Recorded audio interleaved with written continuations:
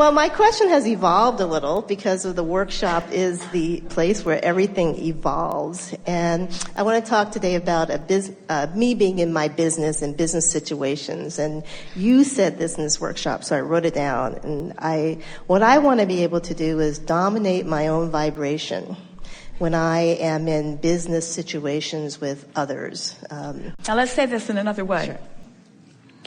Do you accept that in your vortex is a vibration and that your inner being is at that frequency? Yes. So you want to allow that vibration to dominate your vibration. Yes. And when you do, then you have the power of influence, which then uplifts others around you. Yes. Yes. Yeah. So whatever it takes to get out of the way of that vibration. Well, what would it take for me? I find that when I'm in, like, say if I'm with my business partner, who's a person I love being in business with them. He's very moody, and if he's in a bad mood and now, I wait a come into the minute, situation, you're just messing up your vibration. Okay. That observation does not serve you. Oh. Truthful as it is, accurate as it is, when you introduce that into your vibration takes a dip. It just has to. Because you see that as a hindrance to you. So as you focus upon that hindrance, you activate it. Only after the fact. So what's my forethinking Only process? after the fact. So what you're saying is, I'm an observer and I'm responding to what I'm observing. So here's the question. How can I put myself in a position where I'm less likely to observe that? Now think about it. So someone is moody and you rendezvous with their moodiness. Doesn't that say something about where you must have been in order to rendezvous? Or do you think law of attraction made you the one exception in all of the universe? He's moody, not. she's not. Let's bring them together. It never works that way. Right. Never works that way. Now, there is something to be said about doing things out of obligation. In other words, sometimes you just march yourself right into a negative situation because you said you would go. You said you would go at a certain time to a certain place, so you're just going to show up there. Yes. But you can always prepave, and as you said, your words were really good. I want to make sure that I'm in alignment with who I am, that I'm tuned in, tapped in, turned on, and that I'm reverberating the fullness of who I am before I go into any situation. And when that is your dominant intent, then you won't blunder into things that you are likely to observe that are likely to take you into a dip in your vibration. Well, what's the best process? So it's what we were talking about creating in advance. Instead of waiting for it to happen, which is the falling out of the airplane at 50,000 feet. Don't worry, it'll be over soon. What you do is prepave in advance. So you prepave in advance by telling different stories about your partner. Mm-hmm. Stories about brilliance. Stories about sensitivity. Stories about really good ideas. Stories about fun. Stories about passion and eagerness. Stories about insight. Stories about really good conceptual understanding. Stories about what a good partnering it has been.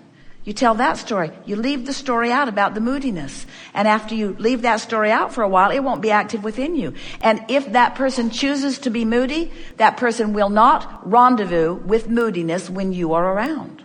Awesome. Awesome. So if I can't find the words, what's another way for me to get there? Because I do that. I know that process, and sometimes it works and sometimes it doesn't. Like I can't find speech, but there can be something else, maybe one of the other processes. Well, the words don't really matter. It's how you feel. But sometimes in reaching for words, for example, let's take the word moody. That's a really moody person. She is always joyful. Yes. Joy is always her mood.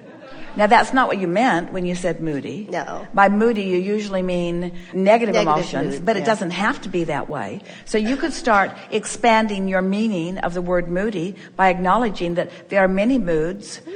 In other words, my partner is a very sensitive, intuitive person utilizing guidance in a very strong way. And when he focuses upon unwanted, his mood reflects it. And when he focuses upon wanted, his mood reflects that.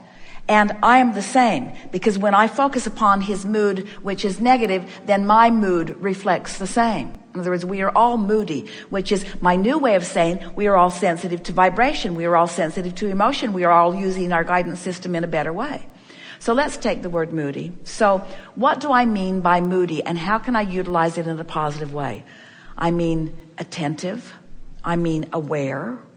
I mean sensitive. I mean conscious. I mean aware of vibration. I mean sensitive. I mean guiding. I mean deliberate. I mean effective. So you take a word and then you just massage it into a vibration that works for you. So when we talk about going general, so Esther starts out every day. She opens her notebook, a great big page, and she writes the word fun. Because she has decided to devote every day of her life to fun. Fun is what she is wanting. So fun, she writes fun, fun. Fun is a nice word, and it means something specifically to Esther. But then she wants to broaden that word. Fun, I mean funny, and I mean laughing, and I mean good timing, and I mean spontaneity, and I mean whimsy and fanciful and good timing. Good timing is the best part of fun. I mean attraction. I mean sincere. I mean loving fun. And so she can get so much mileage out of one word just by reaching for other components of that word. And you can feel they were in a really beautiful cabin on this ship. And there was a beautiful buffet. And when they turned the key in it, Kate and Esther discovered it together. There were glasses of all sizes for different drinks. There were little cordial glasses. They were beautiful Waterford crystal. There were iced tea glasses. There were brandy glasses. And Esther said, ooh, let's have some fun. So she took one of each of them and put it on the table. And Kate poured a little bit of water in each one of them. And then Esther took a knife that was there and ding, ding, ding, ding, ding, ding, ding, ding. And they discovered that by putting different amounts of water in different glasses, that they could discover a sort of perfect pitch. And they didn't have all of the notes on the musical scale, but enough of them to make some pretty good sounding music. And so it was Esther's turn. And so she is dinging, dinging, dinging. And it was really beautiful. Ding, ding, ding, ding, ding, ding, ding, ding, ding. And then, it was so obvious that glass was out of alignment that Kate just burst out laughing. It was the funniest thing. So obvious that something is off. Yeah. And we want you to know that as you're reaching around for words, you can feel which ones resonate, which ones enhance, which ones add to it, and which ones are the sour note, which ones are the off, you see. There's a tendency as you move around in your physical world to find the friend that every time you ding them, you get back. And you want to blame them. And we want you to know you invited them to your symphony. Okay. And even though most of the notes are harmonious, every note that comes to you, you invited, you see. So just pour a little more water in them or something.